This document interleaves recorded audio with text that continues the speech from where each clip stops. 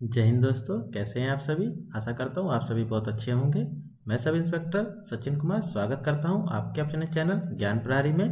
तो आज हम लेके आए हैं Uttar Pradesh sub inspector police 2021 का पेपर का एनालिसिस, जिसमें हम बात करेंगे 2 दिसंबर 2021 के पहले शिफ्ट के पेपर के बारे में, जिसमें आज हम डिटेल से आपको हिंदी के एनालिसिस कराएंगे, उसके 40 क्वेश्चन को समझाएंगे कि पेपर का लेवल क्या था, किस तरीके के क्वेश्चन आते हैं और उसे किस तरीके से आप हल करेंगे। आपका समय भी बचेगा। तो चलिए बिना समय जाया करें, पूरा पेपर आपको हिंदी का सॉल्व कराते हैं। वीडियो को पूरा अंत तक देखिएगा ताकि आप अच्छे से समझ सकें कि वीडियो में क्या था। तो चलिए स्टार्ट करते हैं। तो आपके सामने ये हिंदी का क्वेश्चन पेपर है, जिसमें आपका पहला प्रश्न है, इनमें से कर्म कारक का चिन्ह कौन सा है। तो सबसे पहले आपको कर्म कारक डेफिनेशन पता होनी चाहिए कि कर्म कारक क्या होता है। बात करें कर्म कारक की, तो वाक्य में जिस पर क्रिया का प्रभाव पड़े उसे कर्म कारक कहते हैं। कि क्रिया का प्रभाव किस पे पड़ रहा है, तो इसके विभक्ति चिन्ह कौन कौन से होते हैं उसको याद होनी चाहिए आपको। तो इसमें हमारा बात करें तो को हमारा क्या है, एक कर्म कारक है। को हमारा क्या है, एक कर्म कारक है। पेन सेलेक्ट कर लेते हैं, फिर बात करते हैं, एक सेकेंड। हाँ, तो को क्या है हमारा, इसमें एक कर्म कारक है। बात करें ने की, तो ने हमारा कर्ता कारक है। ने हमारा क्या है, कर्ता कारक। अब बात करें कर्ता कारक की, तो जो वाक्य में कार्य को करता है, जैसे कोई वाक्य है उसमें जो कार्य करता उसी को कर्ता कारक करते हैं। जैसे कृष्णा ने पुस्तक पढ़ी, तो इसमें पुस्तक किसने पढ़ी, कृष्णा ने। तो ने आया साथ में, तो ने हमारा क्या हो गया, कर्ता कारक। और को क्या है हमारा, कर्म कारक। बात करें से की, तो से हमारा करण कारक है। किसके द्वारा हो रहा है, किस साधन के द्वारा हो रहा है। इसमें हम मेनली साधन को देखते हैं, जो कि हमारा करण कारक है गए। बात करें मैं, तो मैं हमारा अधिकरण में आता है, कि हमारा आश्रय किस में रहेगा। जैसे वीर सिपाही युद्ध भूमि में मारा गया, कहाँ मारा गया, युद्ध भूमि में। तो ये हमारा क्या होगा, अधिकरण। अधिकरण कारक। इसमें हमें मेनली क्या देखना होता है, आश्रय, कि किस चीज पे आश्रय कर रही है वो। तो इसका आंसर क्या हो जाएगा आपका, कर्म कारक का को। बाकी ने हमारा कर्ता कारक के लिए, से हमारा करण कारक के लिए जिसमें हम साधन को देखते हैं, मैं हमारा अधिकरण कारक जिसमें हम आश्रय को देखते हैं। चलिए अगला प्रश्न देखते हैं। अगला प्रश्न क्या है, किसी को बुलाओ वाक्य में किसी इनमें से क्या है। सबसे पहले आपको किसी का मतलब पता होना चाहिए। किसी की बात करें तो किसी हमारी कोई एग्जैक्ट वर्ड नहीं है, मतलब कोई निश्चित वर्ड नहीं है जिसकी जानकारी नहीं है। तो हम इसके ऑप्शन देख लेते हैं क्या क्या है। पहला ऑप्शन क्या है, यौगिक सार्वनामिक विशेषण। तो यौगिक सार्वनामिक विशेषण क्या होता है, जिसमें सर्वनाम का वह रूपांतरित जो संज्ञा की विशेषता बताता है, जिसमें योग आए। जैसे वह लड़का शाम है, तो शाम का इसमें आ रहा है, तो ये हमारा यौगिक नहीं होगा। बात करें सार्वनामिक की, जो संज्ञा के से पहले लगकर उस संज्ञा की शब्द की विशेषणा की तरह विशेषता बताए, वो सार्वनामिक विशेषण होता है। इसमें हमारा यौगिक की बात करें तो हमारा इसका विभक्ति वर्ण क्या हो सकता है, कैसा। बात करें सार्वनामिक की, उस। अब संयुक्त की बात करें, जहां एक सर्वनाम से अधिक सर्वनाम होते हैं वहां हमारा संयुक्त आता है। जैसे इसका एग्जांपल की बात कर लें, कोई ना कोई, ये हमारे संयुक्त का है। तो इसमें क्या है हमारा, किसी। किसी हमारे किसी निश्चित काल को नहीं दर्शा रहा, तो इसका क्या हो जाएगा, अनिश्चयवाचक सर्वनाम। तो इसका आंसर क्या होगा, डी। अगला प्रश्न देखते हैं। कोर्ट मार्शल किस विधा की रचना है। कोर्ट मार्शल हमारा उपन्यास नहीं है, कहानी नहीं है, आत्मकथा नहीं है, ये क्या है, एक नाटक है। और बात करें इसके लेखक कौन है इस नाटक के, स्वदेश दीपक, ये कोर्ट मार्शल के लेखक हैं। इनकी बात कर लें तो इनका जन्म 1942 को हुआ था और निधन 2006 में हुआ था। बात करें इनके द्वारा और भी फेमस नाटक लिखे गए हैं, उसको भी आपको याद रखना है। जैसे ही बात करें बाल भगवान, बाल भगवान, जलता हुआ रथ, जलता हुआ रथ, और काल कटोरी, ये तीनों फेमस नाटक हैं, और एक कोर्ट मार्शल। तो ये चारों नाटक किसके द्वारा लिखे गए हैं? स्वदेश दीपक के द्वारा। तो इसको आपको याद रखना है कि स्वदेश दीपक ने 4 नाटक लिखे हैं, कोर्ट मार्शल, बाल भगवान, जलता हुआ रथ और काल कटोरी। अगला प्रश्न देखते हैं, इनमें से गणनावाचक विशेषण का उदाहरण कौन सा है? सबसे पहले आपको गणनावाचक विशेषण के डेफिनेशन पता होनी चाहिए। गणनावाचक विशेषण क्या होता है? गणनावाचक विशेषण वो होता है जिस विशेषण से गिनती या गणना का बोध हो, जैसे 1, 2, 3। तो इसमें हमारा गणनावाचक विशेषण क्या हो जाएगा? 3। बात करें तीसरा क्या है? तीसरा एक क्रम को दर्शाता है, पहला, दूसरा, तीसरा, इसलिए ये हमारा क्रमवाचक है, क्रमवाचक विशेषण। तिगुना की बात करें तो एक वृत्तीय अरिना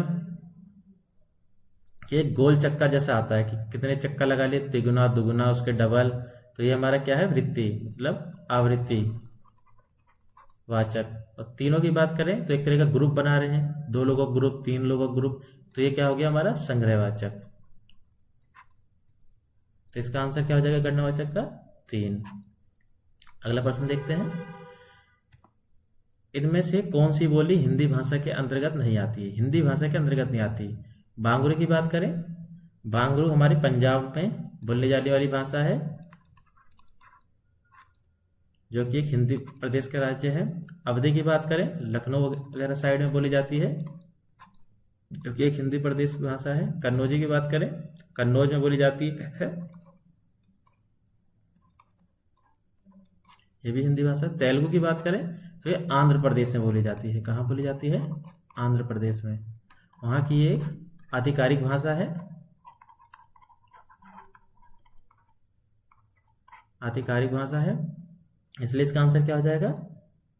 तेलुगु। तेलुगु हमारी क्या है? हिंदी की भाषा नहीं, बाकी कन्नौजी, अवधी और बांगरू ये सभी हमारी हिंदी भाषा है। अगला प्रश्न देखते हैं, इनमें से मध्यम पुरुषवाचक सर्वनाम का उदाहरण क्या है? तो इसमें देखते हैं, मैं क्या होता है? हमेशा अपने आप को हर कोई सर्वोच्च बताता है, तो मैं क्या है हमारा? उत्तम पुरुष, उत्तम पुरुष। वह की बात करें, वह हमारा अन्य पुरुष में आता है, जिसकी कोई जानकारी नहीं होती। और तू की बात करें, जो एक मिडल मैन को या मध्यवर्ती को दर्शाता है, तो तू ही इसका हमारा आंसर होगा मध्यवाचक पुरुष का। इसके और विभक्ति क्या आती हैं? और, आप, तुम, ये सब मध्यवाचक पुरुषवाचक सर्वनाम है। अगला प्रश्न देखते हैं,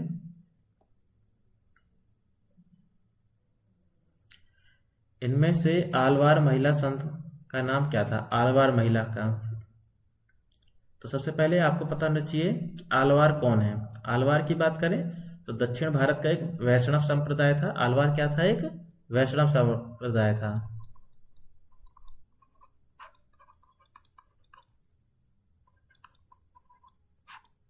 क्या था? वैष्णव संप्रदाय था। ये ज्यादातर किस चीज का प्रचार करते थे? भक्ति मार्ग का।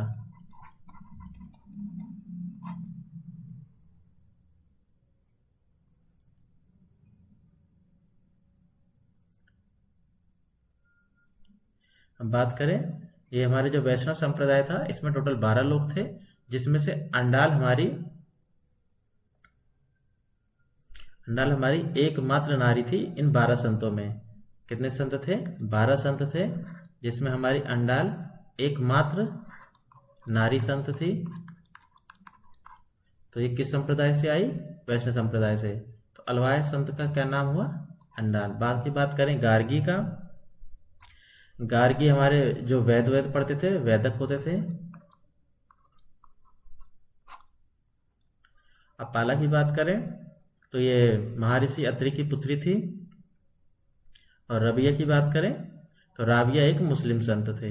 क्या थे? मुस्लिम संत। तो इसका आंसर क्या होगा? अंडाल। अगला प्रश्न देखते हैं। वह आया, इनमें से किस काल का उदाहरण है?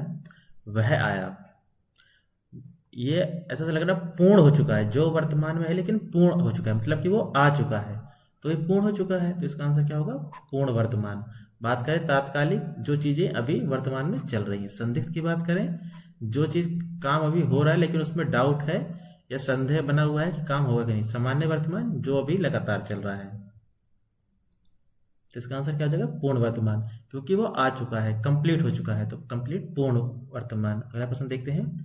पूर्व दिशा के लिए इनमें से उपयुक्त शब्द कौन सा है? पूर्व दिशा। तो सबसे पहले हमें सभी शब्दों का मतलब पता होना चाहिए। बात करें उदीची, उदीची की बात करें तो उत्तर दिशा को शो करता है, उत्तर दिशा को। आवची की बात करें तो दक्षिण। प्रतीची की बात करें तो पश्चिम।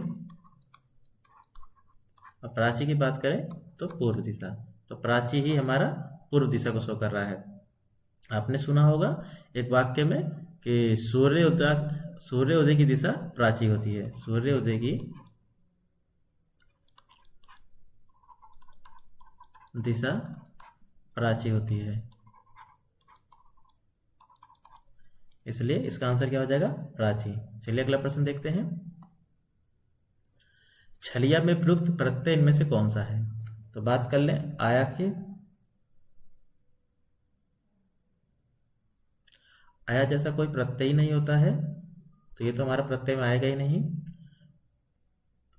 बात करें छलिया शब्द को, तो इसको तोड़ना स्टार्ट करेंगे, तो ये हमारा इसका मूल शब्द क्या है?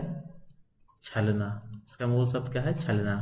तो इसमें छोटी की मात्रा लगी है, तो छोटी की मात्रा किस में है? इया में ही। तो इनको जब हम जोड़ेंगे तभी हमारा क्या बनेगा? छलिया। तो इसका आंसर क्या हो जाएगा? इया। इया इसमें हमारा प्रत्यय लगा है। आप जब भी प्रत्यय करें तो सबसे पहले अपने शब्द को तोड़ें, उनका संधि विच्छेद करें। चलिए अगला प्रश्न देखते हैं। पुत्र शोक में कौन सा समास है? तो इसके लिए सबसे पहले हमें सभी समास की डेफिनेशन पता होनी चाहिए। बात कर लें द्वंद्व समास की, तो द्वंद्व समास कौन सा समास होता है? इस समास में दोनों पद प्रधान होते हैं। जैसे शस्त्र अस्त्र, ये क्या हुआ? इसमें शस्त्र भी हमारा प्रधान है और अस्त्र भी हमारा प्रधान है, तो ये कौन सा समास होगा? द्वंद्व समास। बात कर लें कर्मधारय समास की, तो इस समास में पहला पद विशेषण होता है और दूसरा पद विशेष्य होता है। जैसे चरण कमल, चरण कमल, तो पहला पद क्या है? विशेषण होना चाहिए, तो कमल के समान चरण। ठीक है। अगली बात करें तत्पुरुष समास की।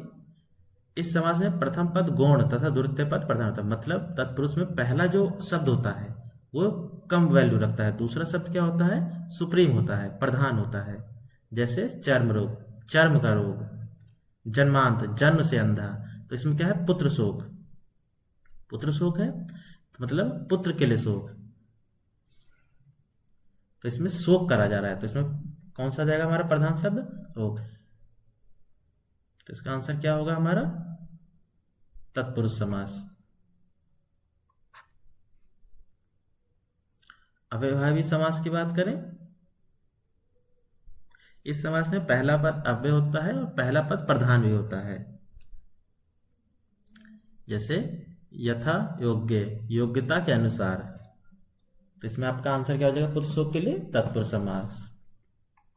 अगला प्रश्न देखते हैं। आपको समास करने के लिए सभी समास की जानकारी होनी चाहिए कि कौन समास की क्या परिभाषा है, तभी आप समास को कर पाएंगे।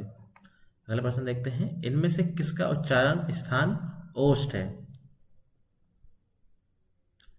ओष्ठ वर्ण कौन से होते हैं? जिन वर्णों का उच्चारण ओष्ठ मतलब के स्पर्श से होता है, इसको आपको बोल के प्रैक्टिस करना। पा, जो हमारे होठ को लगे, जैसे पा, पा बोलेंगे तो ओष्ठ को लगेंगे। बाकी जो हमारे वर्ण है वो किसके उदाहरण है? तो पा हमारा क्या हो गया? ओष्ठ उच्चारण है। बात करें चा की, तो चा जब बोलेंगे ता, तालू लगता है। तो ये हमारा तालु, तालु का उच्चारण है। ता की बात करें तो दांत लगता है, दंत। गा की बात करें तो कंठ। ये आपको याद करना है, प्रैक्टिस से बोल बोल के भी उच्चारण करिएगा। बात करें तालु की तो तालु में हमारे चा वर्ग के आते हैं, चा छा जा झा। दंत में बात करें तो ता वर्ग के आते हैं, ता तख्ती ता थन ता दवा धा धनुष ना नल। वहीं बात करें ओष्ठ में तो हमारे पा वर्ग के आते हैं, जितने भी पा फा पा भा मा, ये सभी आप याद कर लीजिएगा। अगला प्रश्न देखते हैं, तो इसका आंसर क्या है? पा पतंग। अगला प्रश्न देखते हैं, प्रश्न नंबर 13। इनमें से कौन सा शब्द पाश्चात्य का विलोम है? तो आपको सभी पहले शब्दों का अर्थ पता होना चाहिए, तभी आप इनका विलोम कर पाएंगे। तो सबसे पहले पाश्चात्य का अर्थ क्या होता है? पश्चिम दिशा में रहने वाला, मतलब पश्चिम दिशा में। अब इसके आंसर देखते हैं, शाश्वत। शाश्वत का अर्थ क्या होता है? जो निरंतर हो, सदा रहने वाला। तो ये इसका आंसर नहीं होगा। विदेशी, जो विदेश का निवासी हो, ये भी नहीं होगा। पूर्ववर्ती का क्या अर्थ होता है? जो पहले हो चुका है, जैसे पास्ट। और बात करें पौर्वत्य की, पूरब से संबंधित, तो इसका आंसर क्या होगा? पौर्वत्य। ऐसे ही आपको शब्दों का जब ज्ञान होगा तो आप उसका आंसर दे पाएंगे। चलिए अगला प्रश्न देखते हैं। कुंवर नारायण को ज्ञानपीठ का पुरस्कार किस वर्ष मिला था?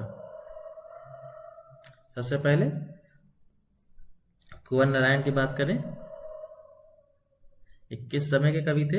इनकी बात करें तो ये 1959 के समय के कवि थे कुंवर नारायण।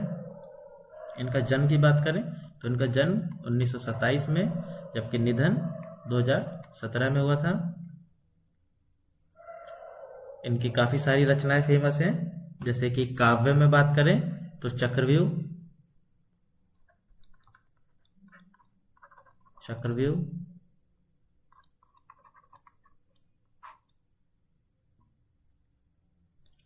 कहानी की बात करें, अकारों के आसपास, अकारों के आसपास। इनको ज्ञानपीठ पुरस्कार कब मिला था? 2005 में। आप जब भी कोई कवि आता है तो आप उसके बारे में थोड़ा सा जानिए, जन्म कब हुआ था, निधन कब हुआ था, उनकी फेमस रचनाएं क्या हैं, उनको कब कौन पुरस्कार मिला था। सम्मान की बात करें, इन्हें ज्ञानपीठ पुरस्कार, साहित्य अकादमी पुरस्कार और अंतर्राष्ट्रीय प्रीमियो फेरेनियस सम्मान से भी नवाजा गया है। ये पद्म भूषण भी प्राप्त करा था इन्होंने, ये जरूर आप याद करिएगा। पद्म भूषण इन्हें नवाजा गया चुका है। कब मिला था इन्हें पद्म भूषण? 2009 में। इसे जरूर नोट करिएगा, एक प्रश्न यहाँ से भी बनेगा आगे चल के।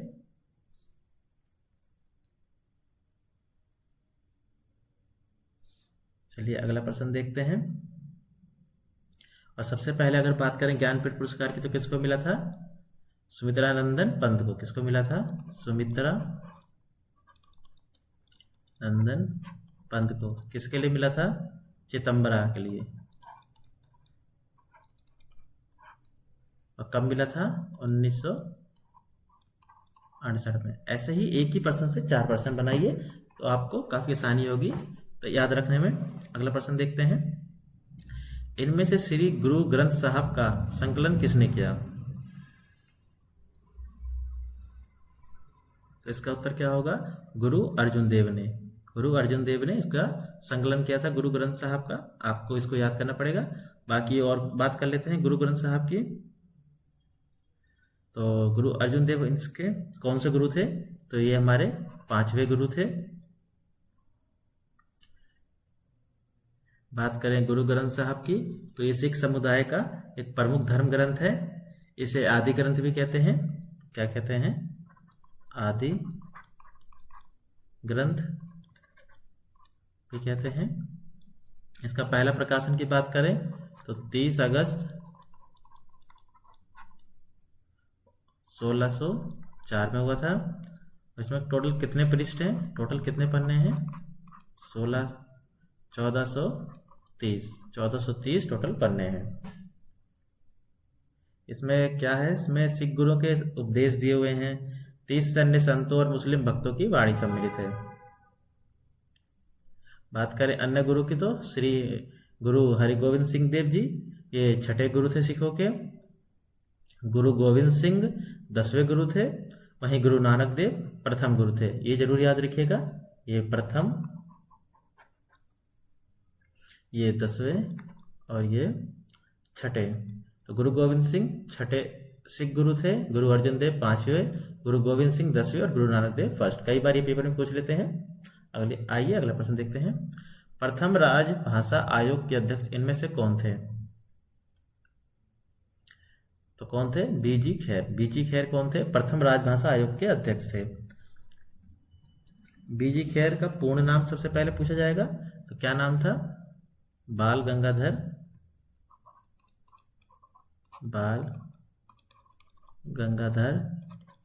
खैर।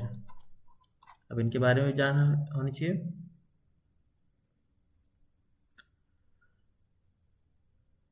बाल गंगाधर खैर। अब बात करें राजभाषा आयोग। राजभाषा आयोग के बारे में जानकारी करते हैं। राजभाषा आयोग का गठन कब हुआ? गठन हुआ था 1955 में। इसमें टोटल कितने सदस्य थे? 21 सदस्य थे। उस समय राष्ट्रपति कौन थे? डॉक्टर राजेंद्र प्रसाद। कौन? राजेंद्र प्रसाद।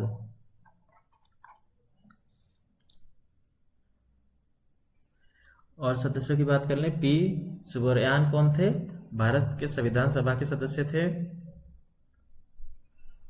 चलिए अगला प्रश्न देखते हैं। तो इसका आंसर क्या हो जाएगा? बीजी खैर, बाल गंगाधर खैर। करतान के नए चिन्ह का प्रयोग इनमें से कहाँ होता है?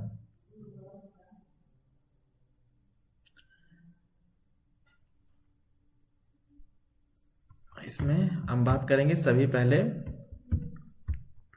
जितने भी हमारे वो काल दे रखे हैं। तो सबसे पहले हम संधिगत भूत की बात कर लें। संधिगत भूत क्रिया का वह रूप जिसके द्वारा बीते हुए समय या अतीत के बारे में संदेह हो। मतलब कोई समय बीत गया लेकिन उसके बारे में संदेह है। शायद ट्रेन चली गई होगी, शायद ट्रेन चली गई होगी, बीता हुआ भी है और संदेह भी है। इसमें हमारा कहीं भी कर्ता के नए चिन्ह का प्रयोग नहीं हुआ। सामान्य भविष्य की बात करें, जिस रूप से भविष्य में किए जाने के बारे में विचार किया जाए, जैसे वह कल पढ़ने बैठेगा, इसमें भी वह आ रहा है। सामान्य वर्तमान की बात करें, जिस रूप से वर्तमान में किसी कार्य के होने का समय का बोध हो, समय का भी बोध हो, ऐसा भी नहीं है। अगला प्रश्न देखते हैं। अगला प्रश्न कह रहा हूं, अगला ऑप्शन देखते हैं। सामान्य भूत में सामान्य भी हो भूत भी हो। इसका देख लेते हैं। राजेश ने पूरा पानी पी लिया था, सामान्य भी है और भूत में भी, मतलब पी भी लिया है। तो इसका आंसर क्या हो जाएगा? सामान्य भूत में। तो ने हमारा क्या हो गया? सामान्य भूत में। अगला प्रश्न देखते हैं। किस रचना के बारे में प्रसिद्ध है कि इसे पढ़ने के लिए बहुत से लोगों ने हिंदी सीखी? तो इसका आंसर क्या है? चंद्रकांता। चंद्रकांता। तो इसके हम लेखक कौन है चंद्रकांता के? बाबू देवकीनंदन खन्नी। बाबू देवकीनंदन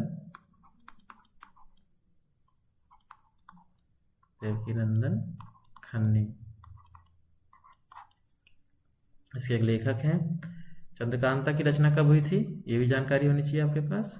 1888 से 1892 के कार्यकाल में हुई थी। ये क्या है? एक उपन्यास है।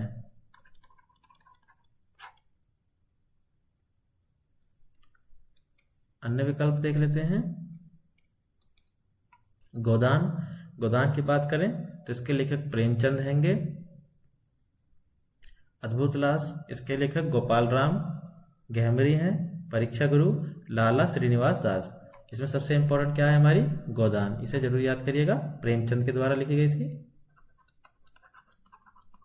कई बार प्रश्न में आती है। अगला प्रश्न देखते हैं। तो इसका आंसर क्या हो जाएगा? चंद्रकांता। बेगमपुरा की अवधारणा को इनमें से किस कवि ने प्रस्तुत किया? किसने किया? रविदास ने। अब बेगमपुरा के बारे में थोड़ा जान लेते हैं। बेगमपुरा एक राजनीतिक, आर्थिक व सामाजिक अवधारणा थी। कैसी अवधारणा थी? सामाजिक, आर्थिक व राजनीतिक। बात कर लें रविदास के द्वारा लिखी गई, तो रविदास की थोड़ी बात करें तो रविदास कवि हमारे, इनका जन्म लगभग हम 1377 के आसपास मानते हैं और निधन 1540 ईस्वी में।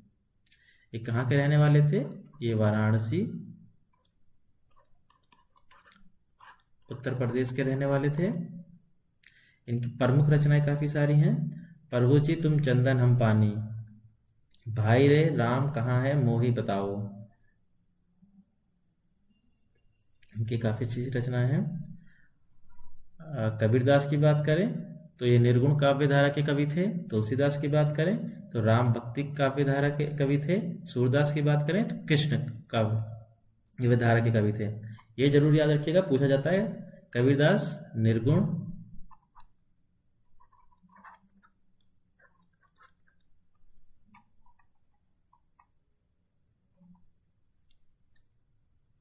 निर्गुण, तुलसीदास राम भक्त,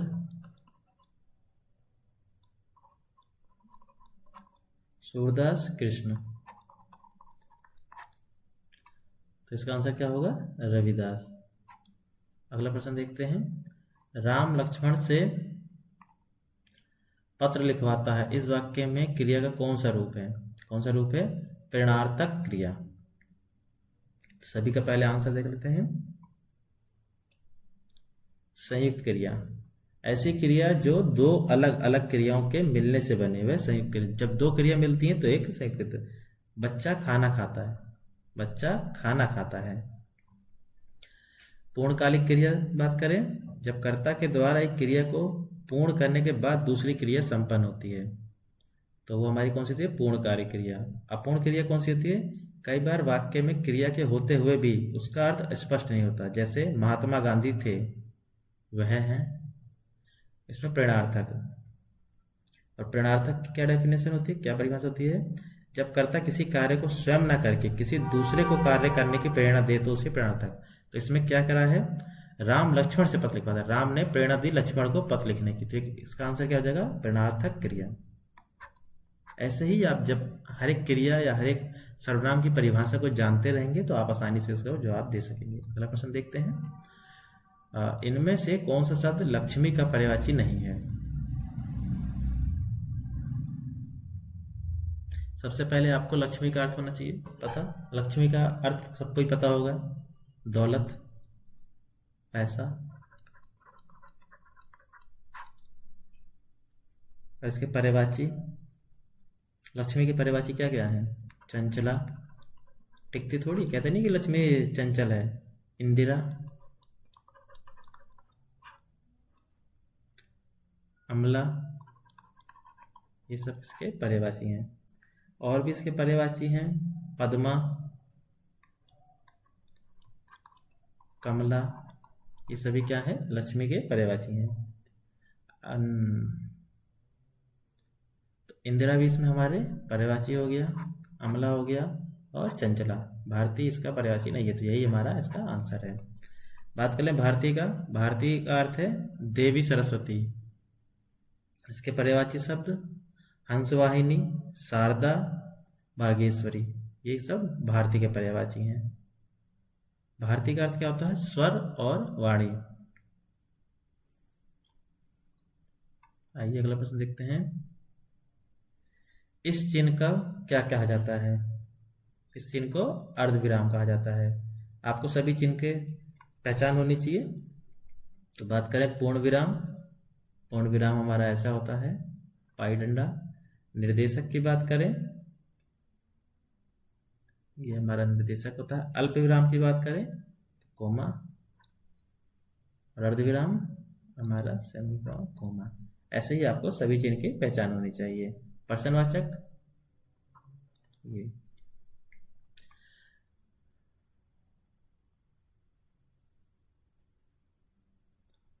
अगला प्रश्न देखते हैं। निम्न वाक्य गरीबों को दान दो में गरीब किस कारण का उदाहरण है? सबसे पहले आप कारक का पता करिए। सभी कारक क्या होते हैं? करण कारक। बात करें करण कारक, विभक्ति चिन्ह कौन कौन से होते हैं? से, मतलब साधन के रूप में यूज होता है करण में। तो इसमें सबसे ज्यादा हमारा उसका विभक्ति चिन्ह क्या है? से। करण का क्या विभक्ति चिन्ह है? से। कर्म की बात करें,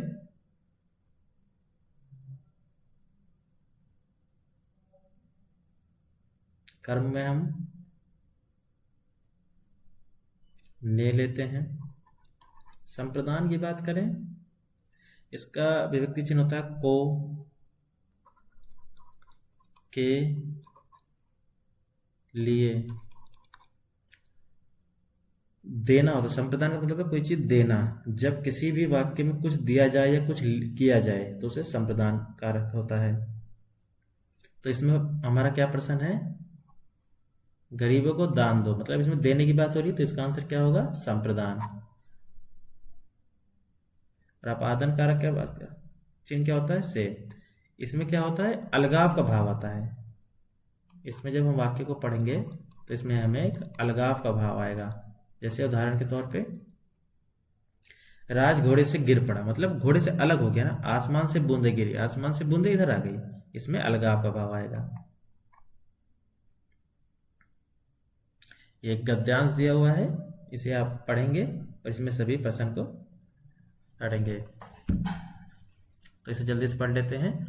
आवश्यकता इस बात की है कि हमारी शिक्षा का माध्यम भारतीय भाषा हो, जिसमें राष्ट्र के हृदय, मन, प्राण की सूक्ष्म संवेदन में मुखरित हो, और हमारा पाठ्यक्रम यूरोप पाठ्यक्रम आधारित न होकर हमारी संस्कृति परंपराओं को। आप इसे पढ़ लेंगे। जब तक मैं 2 मिनट के लिए होल्ड कर लेता हूँ वीडियो। उसके बाद इसके प्रश्न को देखते हैं। एक बार इसे आपको इसे सॉल्व कैसे करना है, सबसे पहले आपको एक बार इसे पढ़ लेना है, उसके बाद आप प्रश्न देखिएगा, आपको आंसर मिलेंगे। उपरोक्त गद्यांश का इनमें से सर्वाधिक उपयुक्त शीर्षक क्या है? तो क्या है? हमारा शिक्षा माध्यम और पाठ्यक्रम।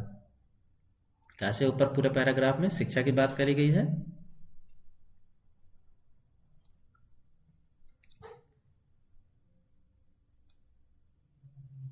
इसीलिए इसका शीर्षक हमारी शिक्षा का माध्यम और पाठ्यक्रम होगा। अगला प्रश्न देखें। उपरोक्त गद्यांश के अनुसार हमारी शिक्षा का माध्यम किस भाषा में होना चाहिए? भारतीय भाषा में माध्यम। समझा, यदि हमारी शिक्षा का माध्यम भारतीय भाषा में हो तो राष्ट्र के हृदय, मन, प्राण के सूक्ष्मतम और गंभीरता संवेदन मुखरित होती है और भारतीय मानस का संपादन ध्वनित होता है। अगला प्रश्न देखें।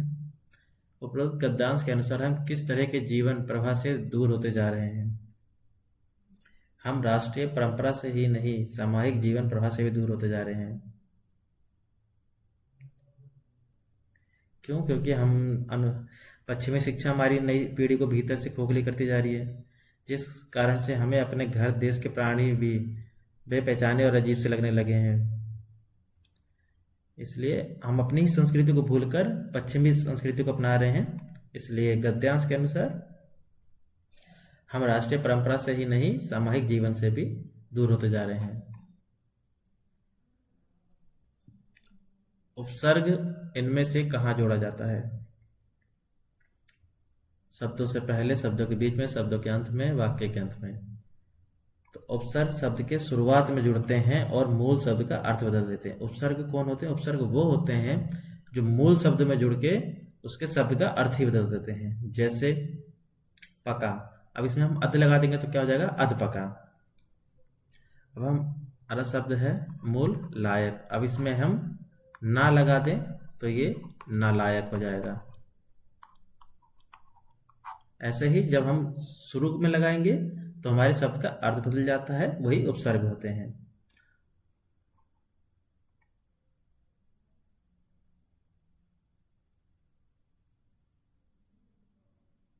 अब बात करें योजक चिन्ह कौन से होते हैं? जो शब्दों के बीच में लगते हैं वो हमारे क्या होते हैं? योजक चिन्ह। कैसे होते हैं? ऐसे। प्रत्यय की बात करें तो किसी शब्द के अंत में लगने वाले शब्द को प्रत्यय कहते हैं। जैसे दारी, ईमान के पीछे लग जाए तो ईमानदारी। अगला प्रश्न देखते हैं। तो इसका क्या हो जाएगा, शब्दों के पहले उपसर्ग लगते हैं। इनमें से शुद्ध वाक्य कौन सा है?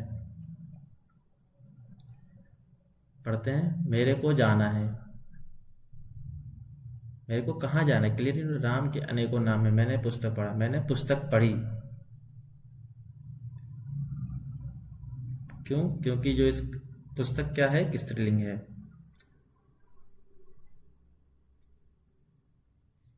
पुस्तक भी स्त्रीलिंग है, पुस्तक एक संज्ञा है जो कि स्त्रीलिंग है, और क्रिया भी हमारी स्त्रीलिंग है। अब इसमें मेरे को जाना है, इसमें सर्व कौन सी त्रुटि है? सर्वनाम संबंधित। शुद्ध वाक्य क्या होगा? मुझे जाना है। मेरे को नहीं, मुझे जाना है। अनेकों नहीं होता, अनेक होता है।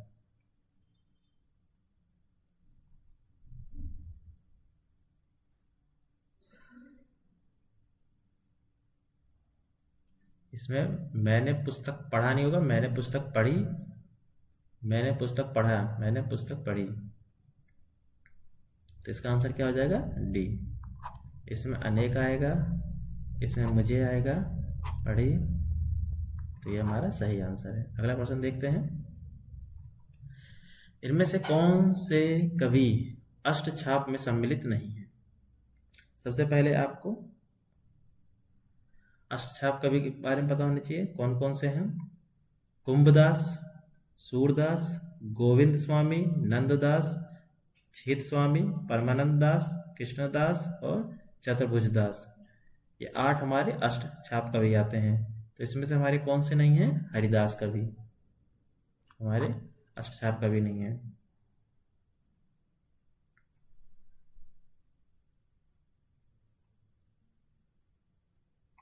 अष्ट छाप कवियों को याद रखिएगा, अष्ट सखा भी कहा जाता था।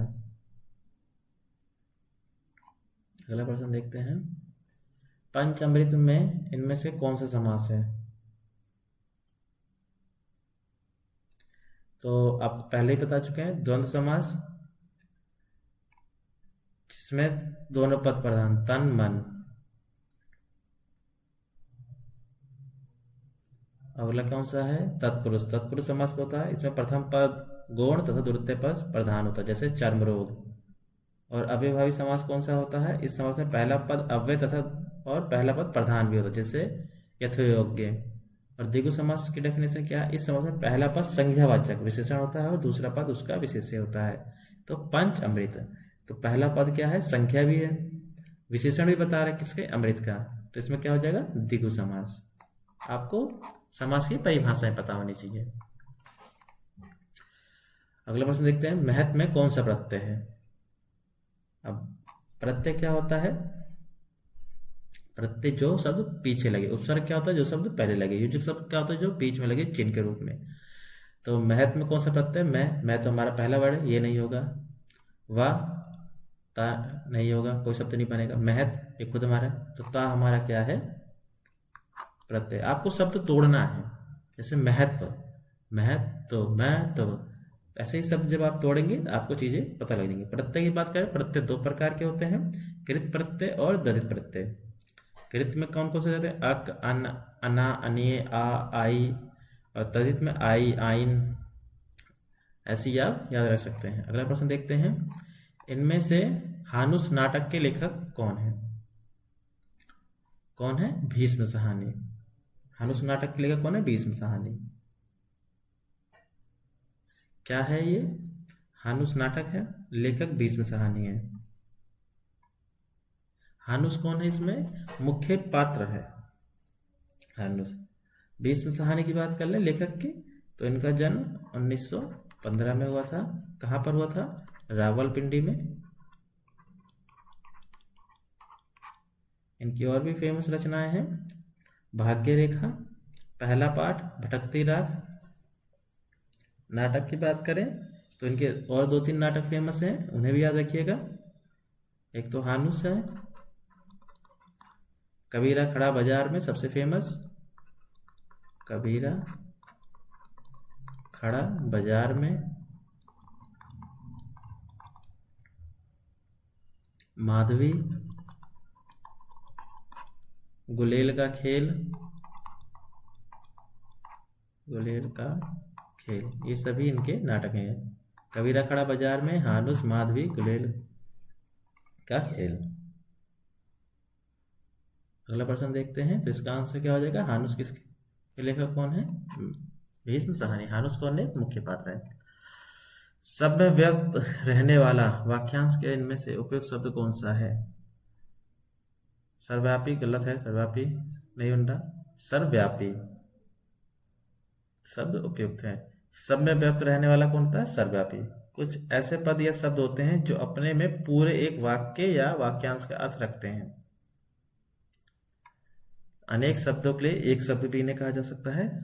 तो इसका सही आंसर क्या होगा? सर्वव्यापी।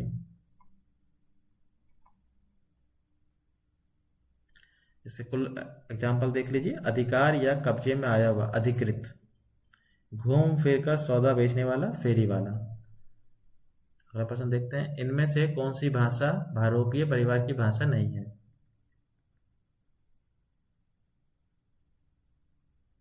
तो और भाषाएं देख लेते हैं।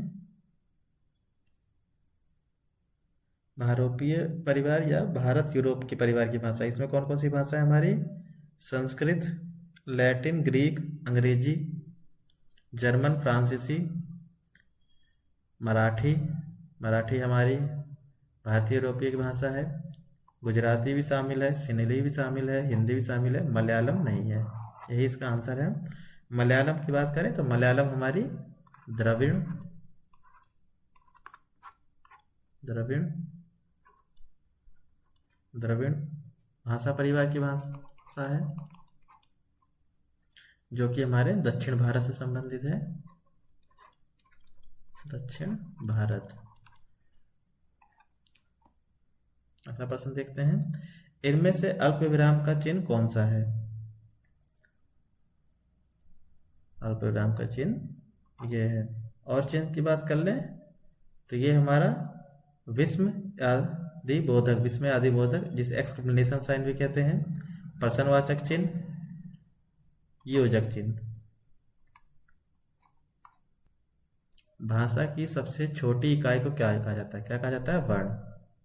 भाषा की सबसे छोटी इकाई को क्या कहा जाता है? वर्ण। और हिंदी में वर्णमाला में टोटल कितने वर्ण होते हैं? 52 वर्ण होते हैं। वर्ण कितने प्रकार के होते हैं? 2 प्रकार के, स्वर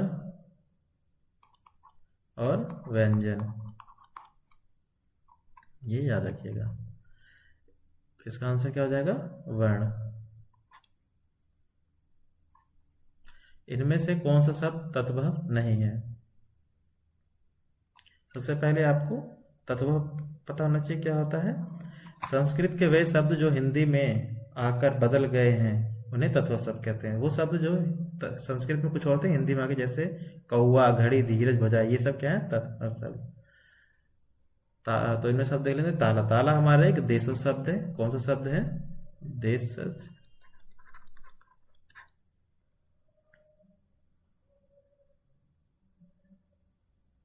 तो इसका आंसर क्या है? दृग।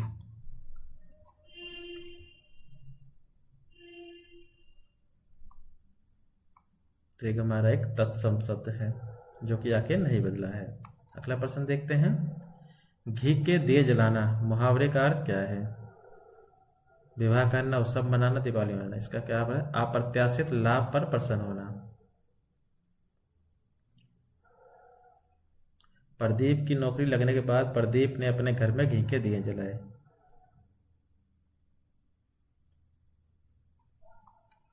इसका आंसर क्या होगा? अप्रत्याशित लाभ पर प्रसन्न होना। निम्नलिखित में से कौन सा शब्द तत्वभाव है? अभी आपको बताया था। तत्वभाव शब्द कौन से होते हैं?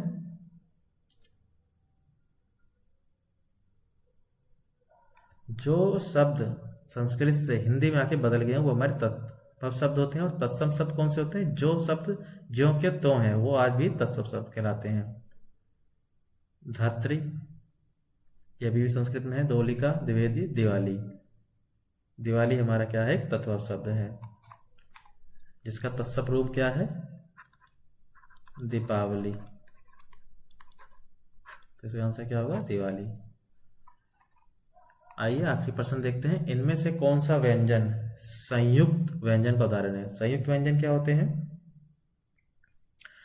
दो या दो से अधिक असमान व्यंजनों के मिलने से बनने वाले व्यंजन को संयुक्त व्यंजन कहते हैं। जैसे छा, त्रा, ज्ञा, स्रा, ये हमारे सभी क्या हैं? संयुक्त व्यंजन है। तो इसका आंसर क्या होगा? अच्छा। और सभी हमारे संयुक्त व्यंजन कौन से हैं? त्रा, ज्ञा और स्रा। ये कैसे बना है? ता प्लस रा, जा प्लस अंग, सा प्लस रा। छा हमारा कैसे बना है? का प्लस रा से। तो ये आपके हिंदी के 40% थे, जिसको मैंने समझाया आपको कि किस तरह आपको करना है। 1% से उसके ऑप्शन को भी देखिए और ज़्यादा से ज़्यादा हल करिए। कुछ चीज़ें इन्हें आपको परिभाषा से, जैसे आपके समास हो गए, सर्वनाम हो गए, क्रिया होगी, जब तक आपको इनकी डेफिनेशन नहीं पता होंगी आपको करने में दिक्कत होगी। आप इनकी परिभाषा को अच्छे से पढ़िए और व्यंजन को आप ज़्यादा से ज़्यादा रिवाइज करिए। ये देखिए कौन सा वर्ण कैसे निकल रहा है, कुछ लेखक हैं उन्हें याद करिए। बाकी आगे भी मैं ऐसे ही सेट लेके आऊँगा। आपको वीडियो कैसी लगी? वीडियो अच्छी लगी हो तो वीडियो को लाइक करिएगा, कमेंट में लिखिए आपको अगली वीडियो किस टॉपिक पे चाहिए और चैनल को सब्सक्राइब करिएगा। तब तक के लिए जय हिंद दोस्तों।